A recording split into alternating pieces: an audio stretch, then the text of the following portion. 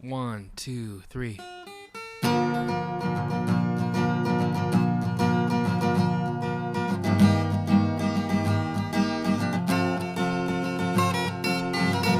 This is the Cider Ranch Podcast. I'm Ben. And I'm Mike.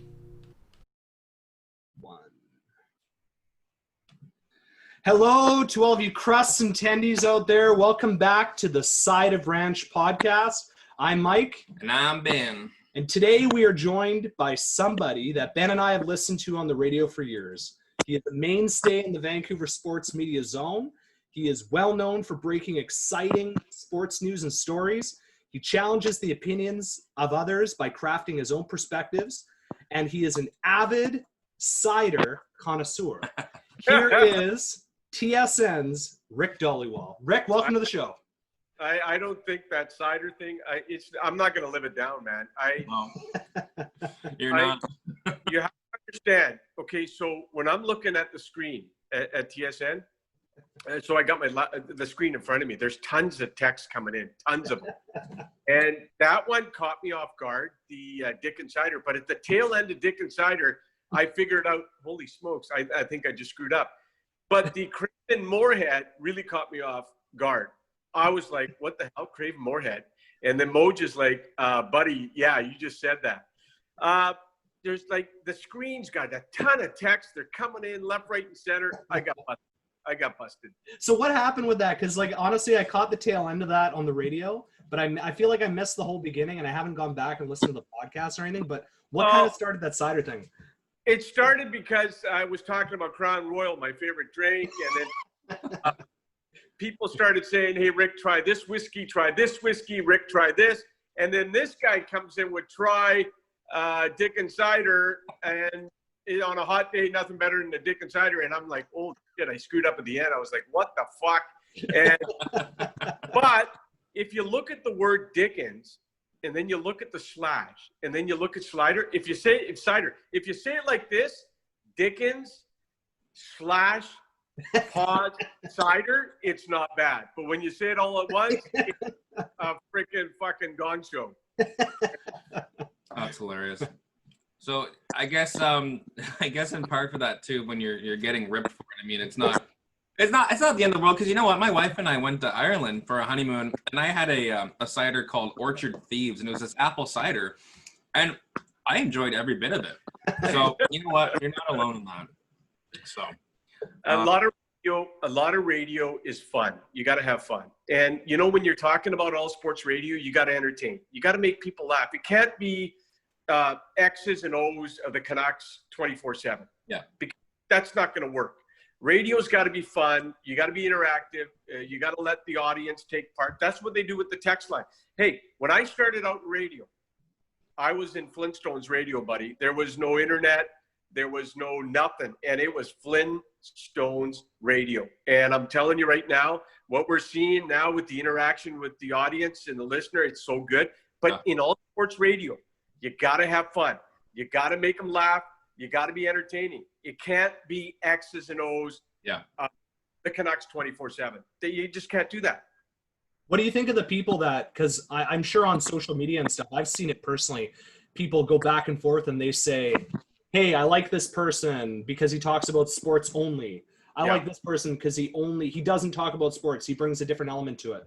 What would you say to the people that say, hey, stick to your own lane, stick to sports, I don't want to hear anything else? Because personally, when I hear that, I get frustrated because I like being entertained and I don't like just hearing sports all the time. We get it all the time, Mike, on the text line. Hey, don't talk about that, stick to sports. Don't talk about that, stick to sports. It's a very fine line. But I'm going to tell you something right now. I'm not everyone's cup of tea. Every personality here on radio, is not everyone's cup of tea. Yep. I always say, Mike, if 50% of the people like you, you're doing good. You know, I'm serious. On Twitter, I get ripped all the time. I do. I find Twitter, Mike, to be sometimes a vicious machine. It's a very, 90 to 95% of the people are there. They're nice, but you get people that sneak into your DMs and they're mean and they're, I'll tell you, there are times, Mike, that I wish I wasn't on Twitter. Yeah. Because first of all, you're not everyone's cup of tea. And the moment you're wrong, boom, they're all over you. And Yeah. some people, they hide behind fake names. You know what they call them, keyboard warriors. Yeah. But there's a lot of good in Twitter too. A lot of good. And I'll tell you a story. When Jack McElhargy passed away last week, Jack was, I interviewed Jack many times. Here's the good of Twitter. Brian Burke, Mark Crawford, Adrian Aucoin all tweeted nice things about Jack McElhargy. That's when Twitter's nice. That's when Twitter works. But there's a nasty side to Twitter too, right? But it's I'll tell you, I'm not going to lie to you. There's times on Twitter you're like, oh, you want to hide in a cave because you tweet something and people. But you no matter what I tweet, even a positive tweet, Mike, on the Canucks, 2 to 3% people are not going to like it. They're going to bite back. There's always somebody out there that will bite back. It's just human nature. You're not going to please everyone. Don't try to please everyone. Like I said, if I get 50% of the people that like me, I'm happy. Yeah. Exactly. And to what you're saying with that as well, about, not being able to please everyone. I think we've actually chatted about that in prior podcast episodes. We've said things like, even if you have the most succinct argument to something and you have all your facts composed and you're right about all the things you're presenting, someone's still going to say, no, but. You're always going to get the no, but. And I think that's fine. You have to have a thick skin, and it comes with the territory, right? So I have written some of the nice positive tweets, and I still get ripped. You still have 2 to 3% of the people out there that will bite back because you're not going to. Hey, Wayne Gretzky was the best hockey player in the history of the world, and how many people hated him? You always, if 50% of the people like you guys, you're doing good, and that's what I live by. And I can't please everyone, and I'm not everyone's cup of tea. There's plenty of people that don't like me out there on radio or Twitter, but that's fine. You got to keep grinding. You got to keep going out and try to grind and keep your eye on the ball and keep grinding. The grind cannot stop. Yeah. So speaking of the grind, because that's a really succinct way to put it, because it is a grind. So in terms of your personal grind, so how did you get your start into sports, reporting and commenting? Was it always sports, or were your early beginnings different from that? I got to go back in the 80s. I'm going to date myself here. But me and Moj graduated from New Westminster. Oh, really? Yeah, me and Moj, we didn't know each other, but he graduated in 84. I graduated in 86 at New Westminster Secondary School. Nice. Back then, we didn't have Twitter, we didn't have email, we didn't have anything. You know what it was? It was the newspapers. The newspaper would come, and I would run to the newspaper, and I would read every story, and then I would be in the stats page. Like, I was just a diehard Canucks, Lions, Whitecaps fan, right? Yeah. So graduated. I didn't really know what to do. I saw this ad in the newspaper, You on the Radio, and it was a broadcasting course. I took it. I got into radio, and then since then I've been in it. But you have to have a passion. You have to love what you do. The moment you love what you do, the moment you have a passion, everything takes care of itself. The work ethic's there. The grind is there. I lucked out. I got a job that I love. I got a job that I love grinding. I got a job that I love absolutely going to work. I get up in the morning. I got to deal with myself. The day I get up in the morning and I don't want to go to work, I'm going to quit. Yeah. I'm going to quit. I get up. I can't wait to get to work. That's when you know you got your thing. I lucked out right from the start. I got into something that I absolutely love. That's awesome. So when you started out and you found that ad and you started working, did you have that mentality right away where you loved going to work right from the very beginning? Oh yeah. And here's awesome. Where I got to cover junior A hockey and do junior A play-by-play as my second job in Fort St. John with the Huskies, Rocky Mountain Junior Hockey League way back when. When you're the play-by-play guy, okay? And you're on the bus with the boys. I was only 20 at the time. We're playing cards in the back. We're having fun. You learn a lot when you're that junior A play-by-play guy. I did senior hockey play-by-play. That set the template for me. I really feel that job where I got to be the play-by-play guy, that really helped. Because in those small communities, they're the Canucks of Vancouver. And those junior A players, you go to Kamloops Blazers, Kelowna Rockets, those guys are the NHL Canucks in those small towns. They're the big thing, right? But Yeah. So right. Yeah, I really believe I lucked out when I got that play-by-play gig in Fort St. John. You're with the team, and I was only 20 at the time. And the guys were over at my place on the weekends. We were partying, and the 19, 20-year-olds, the president of the team once said, "Quit drinking with our players." And I said, "I'm the same age as them. What are you talking about?" Yeah. But I lucked out. I believe that play-by-play job of junior A hockey really helped set the template to come in and cover a team like the Canucks and the Lions and the Whitecaps. That really helped. I lucked out there. I think that really set like a precedent and a context as you're there at the base level with them, engaging with them and learning things about them that, a lot of maybe some sportscasters haven't had that experience before, right? So you're coming into that from a perspective of like it's more of a, we talk about a lived experience, and that kind of certainly was the case there, it seems. So. Oh, and I got to tell you, it's just not learning your trade. You learn about life. I left home at an early age, and you got to cook, clean. You as a person, you learn and develop and grow. Yes, you have to get better in the industry you're in, but you also grow as a person and everything else. It's no different than Canucks players going to Utica. You got to go to Utica, okay? And all of a sudden, now, okay, let's take Cole Lynn. He's in Kelowna ripping it up. He's got billets, everything's taken care of. And now you go to Utica as a 20-year-old, 21, and now you got to cook, clean, you got to do all that stuff by yourself. It's a develop and grow as a person. When we went out, Don Taylor was in Dawson Creek. Barry McDonald was in Williams Lake. Rick Quinton from Chilliwack, right there, my buddy Rick Quinton, he was in Dawson Creek. He actually hired Don Taylor. You have to go to these small towns and learn and develop and grow. No different than that hockey player, Cole Lynn, going to Utica. Same thing. You try to work your way back to Vancouver. Yeah. And then a guy like Cole Lynn too, like kind of going into that, like someone like you said that had that experience going back then where, he was the top of his game here, and now he's got to go in and he's got to basically walk in and start from the very beginning again. Yeah. Because, especially in his first year when his totals weren't as high as I'm sure he would have liked. That was more of a transition period for him. But you can't blame him. So you got 94 points. I think you guys got to double check for me. 94 points in his last year in Kelowna. Okay, so you're one of the older players in the dub. You're really skilled. Now you got to go to the American League where there's a 27-year-old with 2 kids. He's got to put food on the table for his family. Now you're battling. Cole Lynn 27? No. Sorry?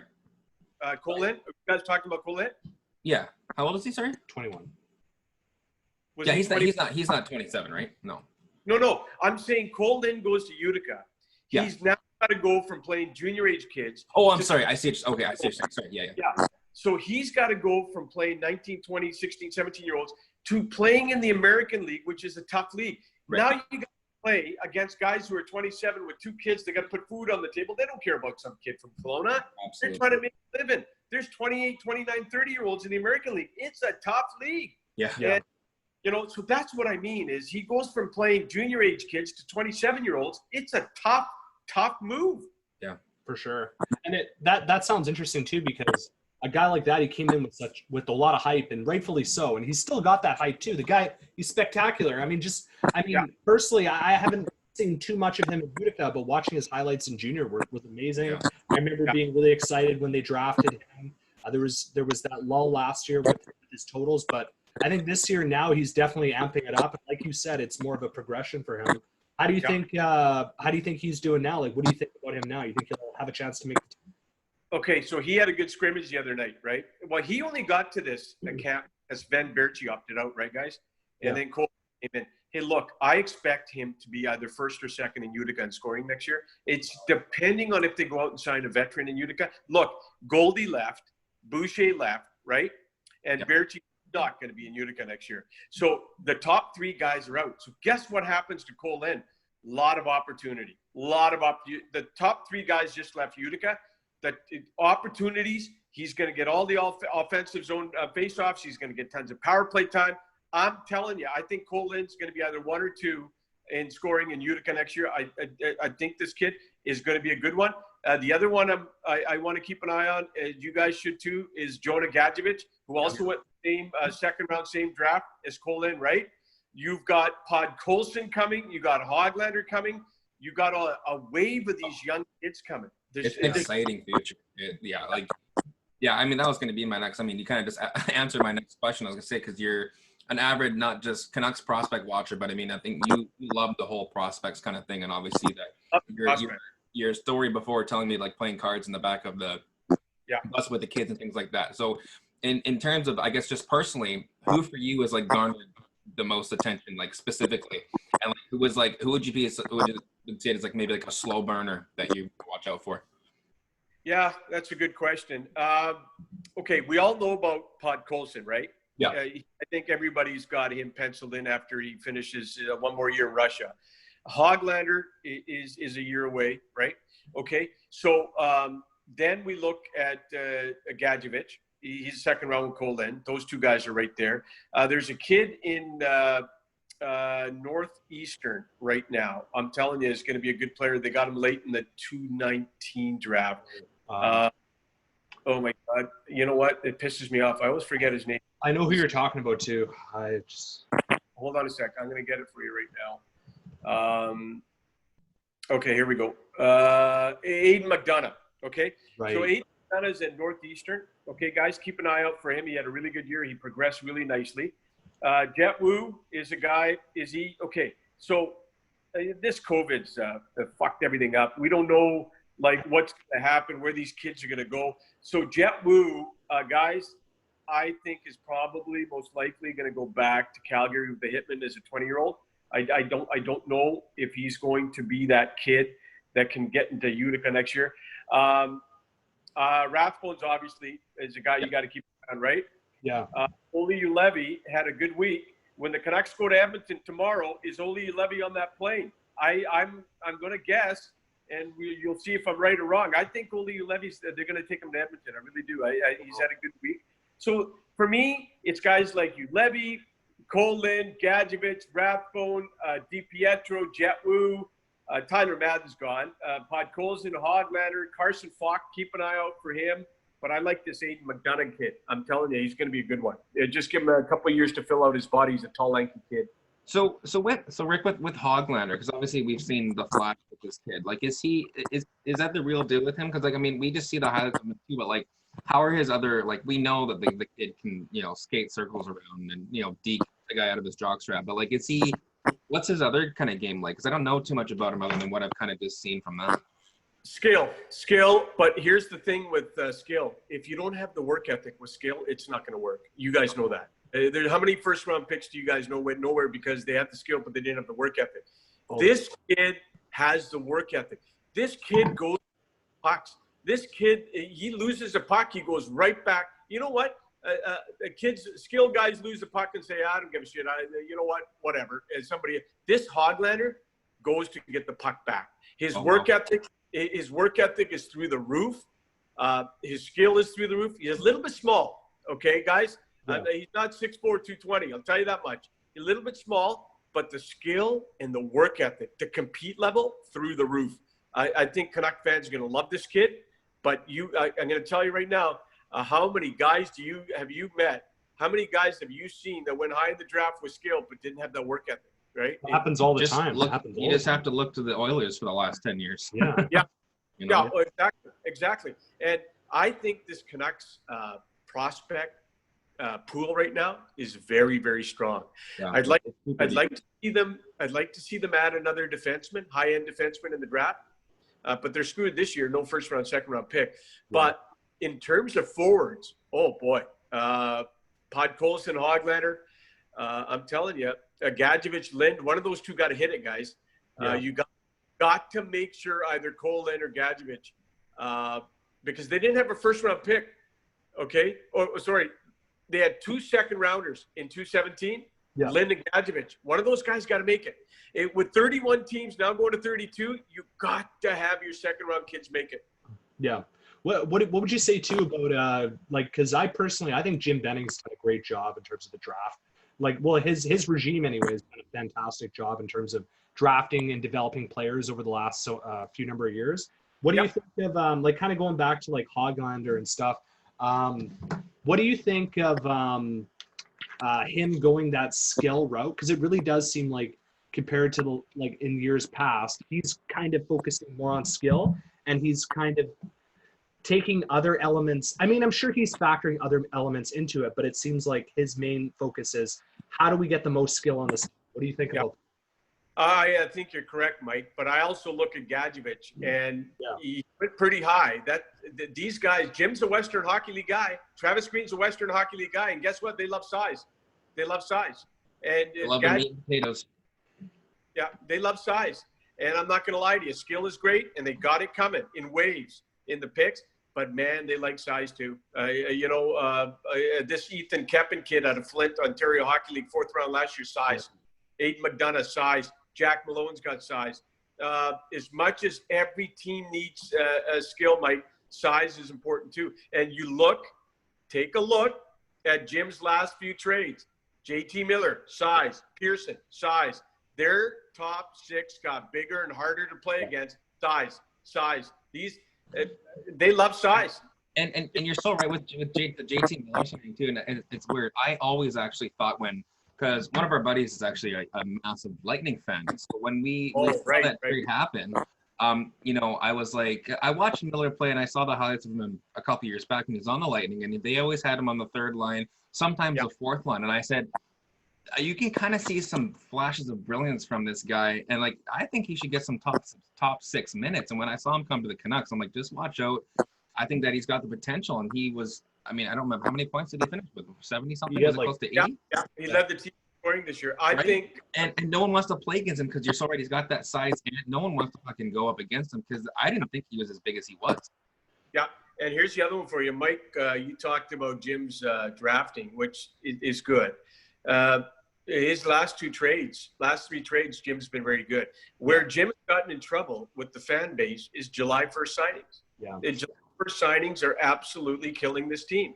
And when I look forward to what's going to happen with, let's be honest, Markey, Toffoli, and Tandem are UFAs.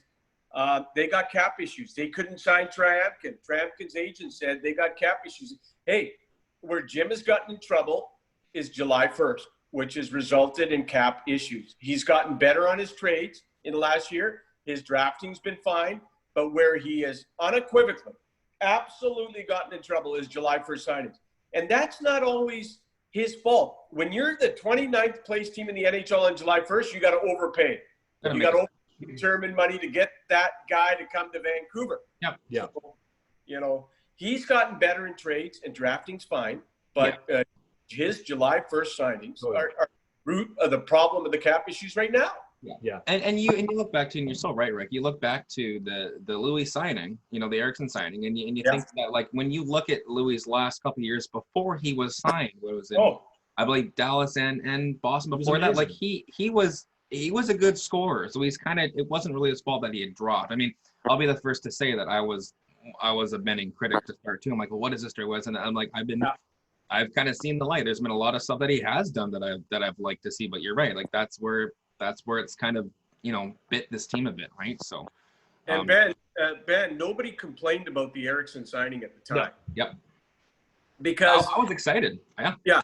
And because here's the other one for you. The Sedin twins were here, and there was supposed to be a magical line, the twins and the Eriksson. Yeah. Nobody can question why the Canucks went after Eriksson. No, a lot of pieces in the thought process was fine. He had scored over 30 in Dallas, scored over 30 in Boston. He gets to the Vancouver airport and somebody stole his hands. Hey, but in all honesty though, like, what do you, without too much opinion, I don't want to get into it too much, but what do you think genuinely happened with him? Because he was so consistent his entire career in Dallas. He was amazing. He went to Boston. He was phenomenal. He went to all these places. He was such a good player. What caused that drop? What happened? I've talked to his agent JP Barry about it, and JP's like, he just we've had long talks about it, and sometimes players go to a city and it doesn't click for them for whatever reason. It just hasn't clicked for him here since day one. Whether early on he got power play time, it wasn't working. He played with the Twins, it wasn't working. I can't say anything to you other than it just hasn't clicked for him in Vancouver. It just hasn't. And everybody, a few weeks ago, there were polls on 1040 Is he going to walk away from $5 million on the last? No, nobody walks away from $5 million. Nobody. Yeah. Nobody. And especially in a COVID world where economies are breaking down everywhere in the world, and you think this guy's going to walk away from $5 million? No. Hey, look, I think they'll try and move his contract to the NHL draft coming up in October. What is it, in October? I think they'll give it another shot. They could always send him to Utica. They could buy him out. They could try to move him again at the NHL draft, put in a sweetener. It's going to cost a sweetener to get rid of Louis Eriksson. Who's the sweetener? We don't know. So, the way Jake Virtanen's going here this week with Ferland, McEwen, and Virtanen, what's going to happen there? Hey, the biggest question in Canucksville right now for me is who gets in, Ferland, McEwen, or Virtanen? Yeah. Because two of those guys, I think, in my eyes, are going to be sitting in Game 1 against Minnesota. Yeah. No, that's interesting too, because especially with Jake too, like just watching his progression, and it's like, where do you go with this guy? You see flashes of brilliance. I know last year he was on such a good tear, and he was doing so well. And it's like, at some point, where do the Canucks have the patience to keep him around? Are they willing to keep him around? I personally think it's going to take a lot longer than people think. I know we've already had him for so long, but I just feel like it's going to take longer. And I'm so nervous about, if we trade him, he's going to turn into a 30-goal scorer, or he's going to be a consistent 25-goal guy. That's the Canucks. And that's terrifying. That would be so Canucks if that happened too. Yeah, and that is the million-dollar question. Yeah. If you get rid of Jake, he goes elsewhere and rips it up. Okay, well then don't trade him in the Western Conference. If you're going to trade him in the East. Get rid so of this come back, and play in your barn 4 times a year if he's at 30. But look, here's the thing with Jake. A lot of pressure on this kid to be he's from Abbotsford, 6th overall. It's been 5 years, ups and downs. He shows you, like you said, he glimpses. He got 18 goals. If COVID didn't hit, Jake would have hit 20. If COVID didn't hit, he would have hit 20. But he's got size. He's got that size, that unbelievable skating. Consistency's been his issue. 3 weeks in a row he'll look great, and then he'll disappear for 2-3 weeks. But man, if he could ever nail it with consistency, you're right. He's a 30 to 35 goal scorer. He's got everything. God has blessed him with size and blessed him with speed. It's just he's got to work on his consistency. But I'll tell you, that first round pick, what's the old saying in hockey? That first round pick gets 100 chances. The guy in the 7th round gets 1. Yeah. Right? Yeah. So Jake, and here's the other one for you. A big hockey player's got to prove he can't play. A small player's got to prove he can play. And you know what? I'm telling you right now, Jake he's going to get opportunity after opportunity because and look at the playoffs. Look at Washington 2 years ago, huge forward group, right? St. Louis last year, huge on the blue line. Size matters, and Jake may be a great player in the playoffs because of his size. Yeah, and that's the thing too, because like I know it's been compared to Cam Neely, but at the end of the day, that's not. I don't think that's a fair comparison at all. No, I don't think Cam Neely, but I think that between a 20 to 30 goal scorer for sure. Yeah, I think people get all hyped up about it too because they get nervous because it's the same thing. They don't want to give up a player that has that potential, but at the same time, there has to be some sort of segue into either transitioning to a more consistent player or more of a, hey, we need to recognize that we have an asset here and we need to either trade it or utilize it in a better way than how we're utilizing it. I think that's something too the Canucks are still dealing with because like you mentioned, with Jim's July 1st signings, his trades have been good, but there are definitely some things to work on from his perspective too. Oh, but here's the last thing about Jake. Time runs out for every player eventually with one organization. It's been 5 years. If he doesn't dress for game 1 against Minnesota, it'll be disappointing for a lot of people. But we just talked about Pod Colson's coming, Hoglander's coming, Lynn might be coming. At some point, you only have a certain amount of time to get it and get it right because time runs. Every year that goes by for a guy like Jake, a new stable of prospects are coming, a new stable. And I think you're not going to get 10 years to figure it out. At some point, either the team moves on or the player says, I want a fresh a new. I want a fresh look somewhere else. Yeah, 100%. Do you have a? Yeah, I mean, I feel like we're actually kind of running on time here, so it's really sucks if we're enjoying this. But I want to kind of maybe shift gears a tiny bit if you're cool with that. And I was going to ask you about just some kind of things for 1040. And I mean, I know it's kind of been burning in my mind a bit, but I who do you enjoy ripping the most there? I mean, we know Moj gets a lot of heat for bringing in garlic sticks or old fish, but I mean, like, is there something specific, someone specifically that you enjoy ripping the most, or that you just? No, it's Moj because he's not. It's Moj because he talks like he went to Harvard and Princeton. He caught during the commercial breaks. He's whacking me in the legs with a hockey stick. He's getting me in a headlock. It's Moj. Donnie's next. Taylor and I go way back. I don't know if you guys remember. Donnie and I had a radio show in 1999, the Late Night Sports Grill. So Donnie and I did radio way back to we're really good friends and good friends with you. But those two guys, and I call them Harry and Lloyd. And I always text them a picture at nighttime of Harry and Lloyd to both of them. Ryan Henderson, the producer, is really good. 1040 is a fun place to be. It's a lot of good people. I was back in year one at 1040. I don't know if you guys remember. Yep. I was the first guy they hired. I was there in year one, and then I left. And I'm going to give you guys a bit of advice too as you guys go on through your life. I left 1040 5 years into its existence, and I went somewhere else for more money, and it was a terrible decision. I wasn't happy. And now I tell my kids, I said, don't move for money reasons only. And I should never have left 1040. But at the time, there was another station that came after me, and I went there. But I wasn't happy. The grass isn't always greener on the other side, guys. Yeah. And a lot of guys at July 1st have been with the team for 6 years, but they go to July 1st. Why? For more money. And they go to their new team and they're not happy there. And I did the same thing. I should never have left 1040. It was a big mistake. It's one of the biggest regrets I have. It's such a good place. Trevor Martins runs it. He does a great job. Sakaris and Price are a great morning show. It's just a fun place to be.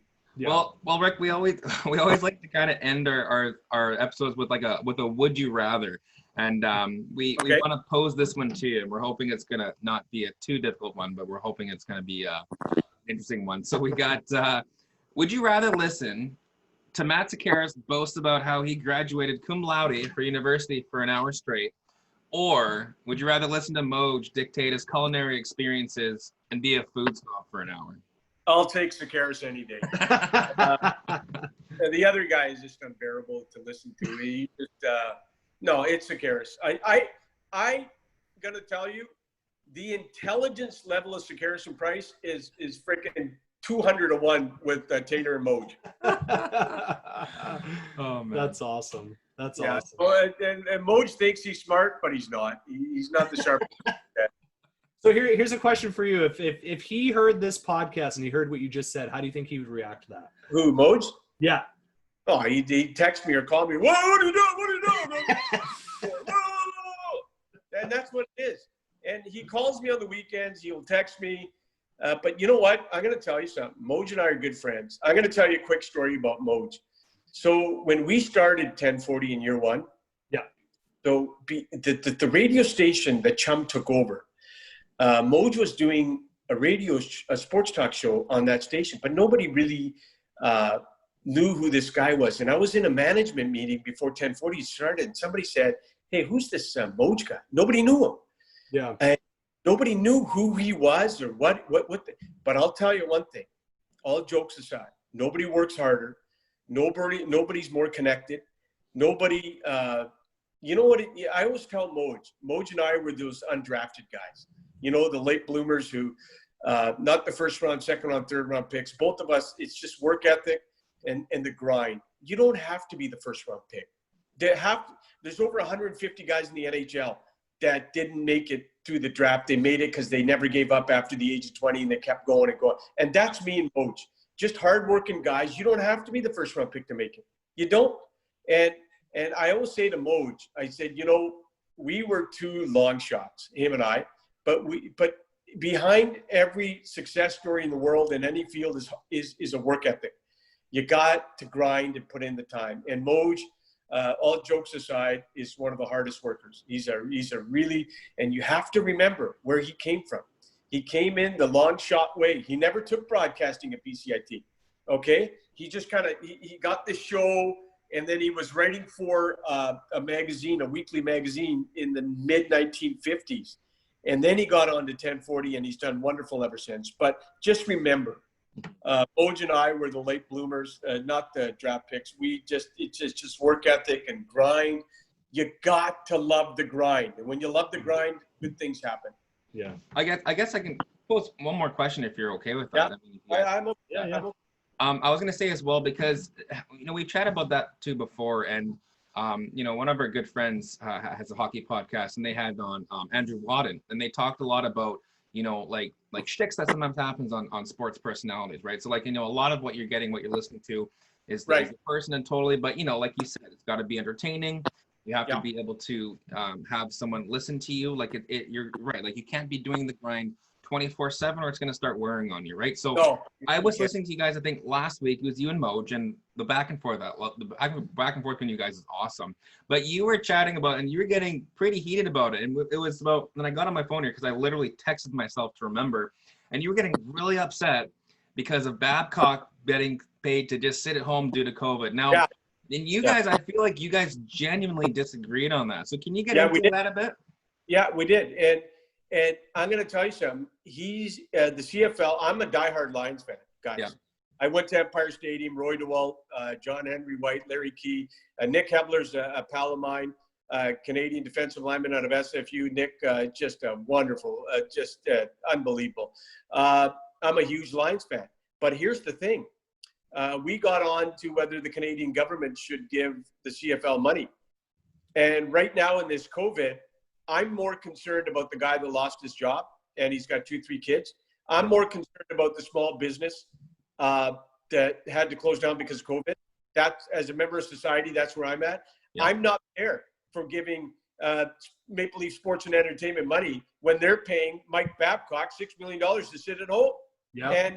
And Maple Leaf Sports and Entertainment is one of the richest companies in the world. Yeah. I don't want to give money to them. I want you to give, if the Canadian government, I want you to give money to that small business that was shut down, get them back up and going. That's what the argument was. And you're so right.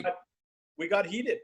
And you're so right, because you're right, because you were chatting about that move coming back, kind of making it full circle. Is you're chatting about the the lifeblood of a lot of these places that, like, in like Chilliwack or in these small remote areas, that is the Canucks. Then these places need to prosper because that's where it starts for kids that won't have an opportunity to maybe make it to a big city. Absolutely. Hey, and I talked to you guys before we got on the air. You guys got a new junior B team, the Chilliwack Jets. Yeah. They're starting up. I from what I heard the other day, I think junior B is going to be the only.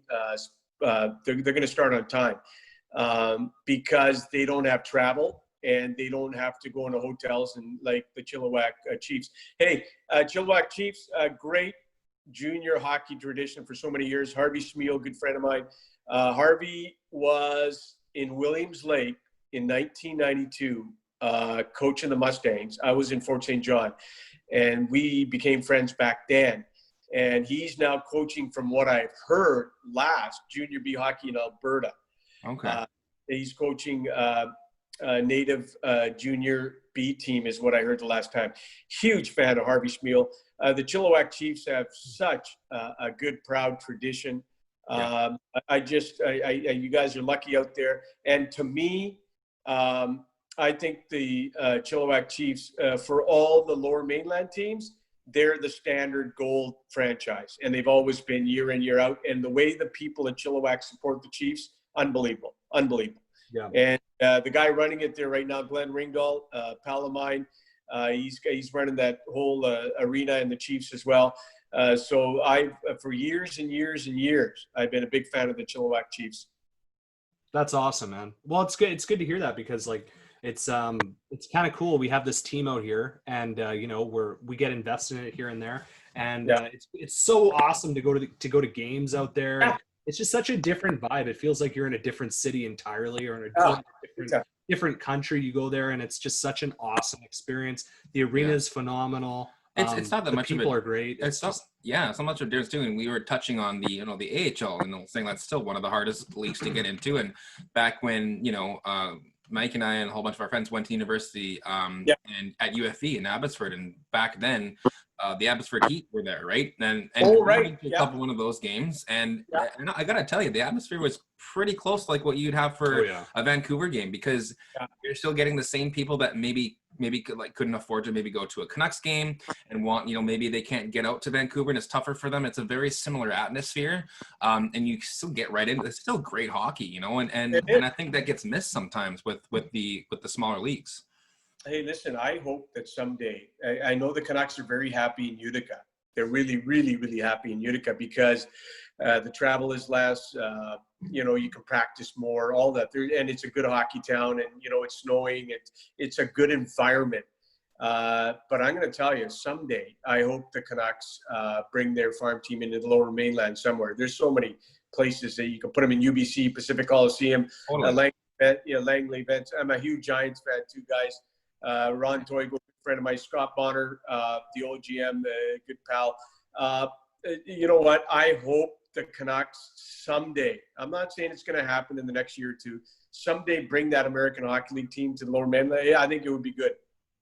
That's awesome, man. Cool. Totally agree. Yeah.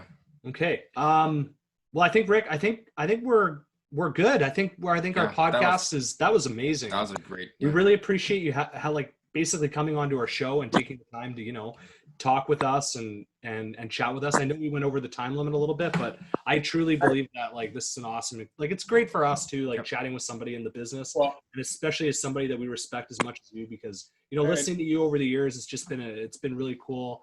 We just really like listening to you. We like listening to your banter. We like your opinions. We think it's cool. You need somebody out there that isn't afraid to, speak their mind. Absolutely. And to have their own perspectives. And you definitely are somebody that is like that. And we appreciate listening to you every day. Anytime for you too. And let's do this again down the road. Absolutely. And hey, like I told you, somebody helped me a long time ago. There was a lot of people that helped me on my journey. And if I can help you too, absolutely no issues. And let's do this down the road again. And once this hockey gets going, and then let's see what happens in the off season, and let's see when the next season starts and go from there. That sounds awesome, Rick. Thanks again so much. Once again, thanks again to all of you crusts and tendies out there. I'm Mike. And I'm Ben. And thanks again for dipping into another side of ranch. Have an awesome day. Be safe and take care.